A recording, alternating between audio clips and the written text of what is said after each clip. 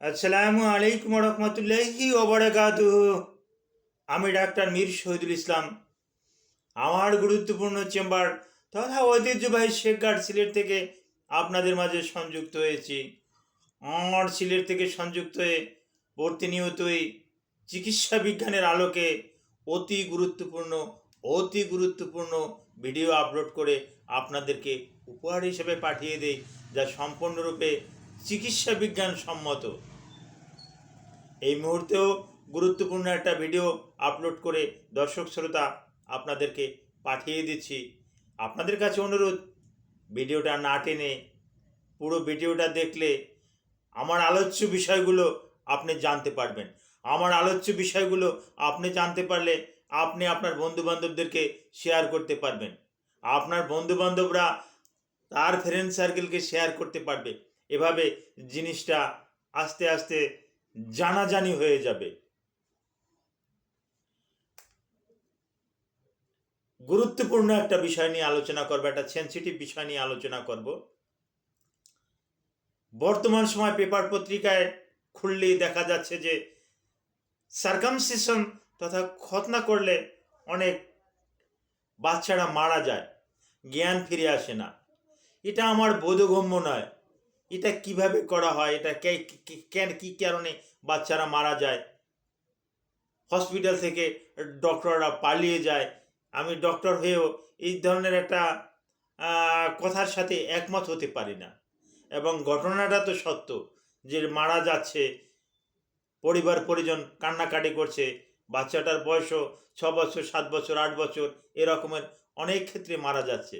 তো এই মারা যাচ্ছে, একটা সাধারণ একটা খতনা যদি একটা বাচ্চা মারা যায়, এটা সত্যি সত্যি একটা ভাবনার বিষয় এই যুগে এসে।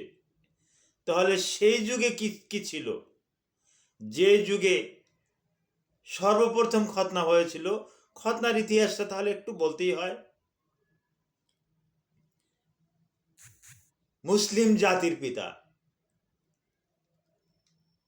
ইব্রাহিম আলাইহিসসালাম, ওনার বয়স যখন 80 বছর, তখন আল্লাহ সুবহানাহু ওয়া তাআলা ওনাকে ডাইরেক্ট অর্ডার করলেন, তুমি খতনা করে ফেলো। সার্কামসিশন করার জন্য আল্লাহ তাকে ডাইরেক্ট অর্ডার করলেন। আর ইব্রাহিম আলাইহিসসালামকে যতগুলো পরীক্ষা আল্লাহ তাআলা করেছেন, সবগুলো পরীক্ষায় ইব্রাহিম আলাইহিসসালাম উত্তীর্ণ হয়েছেন। ইব্রাহিম আলাইহিসসালাম ধৈর্যশীল ছিলেন। আর ইব্রাহিম আলাইহিসসালাম আল্লাহর কথা বলতে দেরি, আর তার আদেশ মান্য করতে আর কোনো রকমের কাল বিলম্বনা করতেন না। এরকমের আপনারা জানেন যে ওই ইব্রাহিম আলাইহিসসালামকে ওই নমরুদ আগুনে ফেলেছিল, কিন্তু জিবরাইল আলাইহিসসালাম আল্লাহর কাছ থেকে পারমিশন নিয়ে বলছিল, ইয়া আমি একটু, হে প্রভু, আমি একটু ইব্রাহিম আলাইহিসসালামকে একটু পরীক্ষা করে দেখতে চাই। তো ইব্রাহিম আলাইহিসসালামকে গিয়ে বলছে, হে ইব্রাহিম, হে আল্লাহর খলিল। ইব্রাহিম আলাইহিসসালামকে আল্লাহর খলিল বলা হয়, আল্লাহর খলিল। আর কিছুক্ষণ পরই তো নমরুদ আপনাকে আগুন জ্বালিয়ে দেবে। আপনার চতুর্দিকে তো দেখতেছেন কুণ্ডলী, বিশাল কুণ্ডলী পাকিয়ে আছে, আপনাকে কুণ্ডলীর ভিতরে শোয়াইছে, একটু পরেই আপনাকে আগুন জ্বালিয়ে দেবে। আর আপনার পিতাও তো এখানে কোনো সহযোগিতা করে না। আপনার পিতা তো আরও যেটা চরক, এই চরক ঘুরে ঘুরে আপনাকে আগুনে ফেলেলো। আপনার পিতা আঁজল, সে তো ওই আগুনে নিক্ষেপ করলো আপনাকে আরও। এমতো অবস্থায় তো আপনাকে কেউ সহযোগিতা করে না। হে আল্লাহর খলিল, আমি জিবরাইল আলাইহিসসালাম, আমার 600 নূরের পাখা আছে, আমার 600 ডানা আছে। একটা ডানা যথেষ্ট। 600 ডানার ভিতরে 599টা বসা থাকবে, একটা ডানা যথেষ্ট। একটা ডানা দিয়ে আমি খালি একটু বাতাস দেব, এই পুরো কুণ্ডলী সহ নমরুদের বাসস্থল সহ যা কিছু আছে এগুলো সব পরিষ্কার হয়ে যাবে। আপনি আমার কাছে একটু বলেন না কেন? আল্লাহর খলিল ইব্রাহিম আলাইহিস সালাম বলল, হে জিব্রাইল, তুমি যে কথাটা বললা, আমার আল্লাহ কি দেখতেছে না যে ওই নমরুদ আমাকে একটু পরে আমাকে ফায়ার করবে? এটা আমার আল্লাহ কি দেখতেছে না? আল্লাহ যদি মনে করে যে আমাকে পুড়িয়ে সে আনন্দ পাবে, তাহলে এখানে আমার কোনো সমস্যা নাই। দেখেন কত মজবুত ছিল ইমান। তো আমার বলার বিষয় ছিল সার্কামসিশন। তো সার্কামসিশন এটা কখন করা উচিত? এটা ওই ইব্রাহিম আলাইহিস সালাম ৮০ বছর বয়সে আল্লাহর অর্ডার পাওয়া মাত্রই করেছে। তারপর তার সন্তানদেরকে ওই তার মা পাথরে ধার দিয়ে তারপর সে করছে।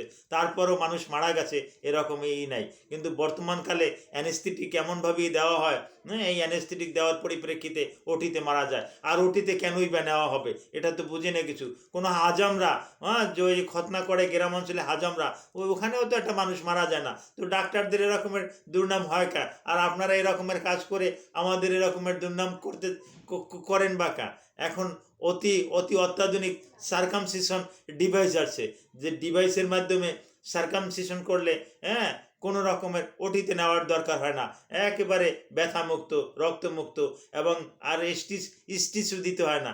এই ডিভাইস থাকা সত্ত্বে কেন আপনারা ওটিতে নিয়ে ওই গার্ডিয়ানদের কাছ থেকে বেশি বেশি টাকা আদায় করেন? এগুলো কিন্তু আমি চিকিৎসক হয়েও কিন্তু আমি বলছি, এটা আমার সম্পূর্ণরূপে বোধগম্য নয়। এরকমের মন মানসিকতা আমাদের ত্যাগ করতে হবে। আর দ্বিতীয়ত, আর সার্কামসিশন এটা ওই ইহুদিরা করে, জন্মের পরপর থেকেই ইহুদি বাচ্চাদের কিন্তু করা হয়। কিন্তু এটা ঠিক না। আমি একজন চিকিৎসক, আমি এটা জানি। আমাদের যে তখন কিন্তু ছোটো থেকেই কিন্তু পেইন অনুভব হয় এবং নিউরনগুলো কিন্তু ডেভেলপ করে। তো ওই সময় একটা সার্জারি করা, ওই নিউরনের উপর একটা বড় একটা প্রেশার দেওয়া, এই জন্য এটা করা উচিত না। এটা সাধারণত ৫ থেকে ৮ বছরের ভিতরে করা উচিত। আর আমার কাছে যারা করে সেটা তো আমি করেই দেই, এবং আমি উপদেশও দেই যে বাচ্চাটা স্কুলে যাওয়ার আগে, অর্থাৎ ৬ বছরে ৭ বছরে, এই সময়টাই হল বুঝছাম, স্কুলে যাওয়ার আগে এটা করে ফেললেই যথেষ্ট। আর আমি যেটা করি, ওই সার্কামসিশন ডিভাইস, অতি অত্যাধুনিক যে ডিভাইস, এটা দিয়ে করি। একটু কস্টলি, কিন্তু এটা করার পর রুগীরা পায়ে হেঁটে কিন্তু চলে যেতে পারে, কোনো রকমের কোনো অসুবিধা হয় না। আমি একটা ভিডিও আমি সরাসরি যখন সার্কামসিশন করব, তখন আমি ওই ডিভাইস দিয়ে যখন করব, তখন আপনাদেরকে দেখিয়ে দেব ভিডিওটা। এই ধরনের ভিডিও আমি সাধারণত রুগীদের নিয়ে সাধারণত করতে চাই না। তারপরও আমি এরকম কাউকে দিয়ে করিয়ে আপনাদেরকে দেখিয়ে দেব।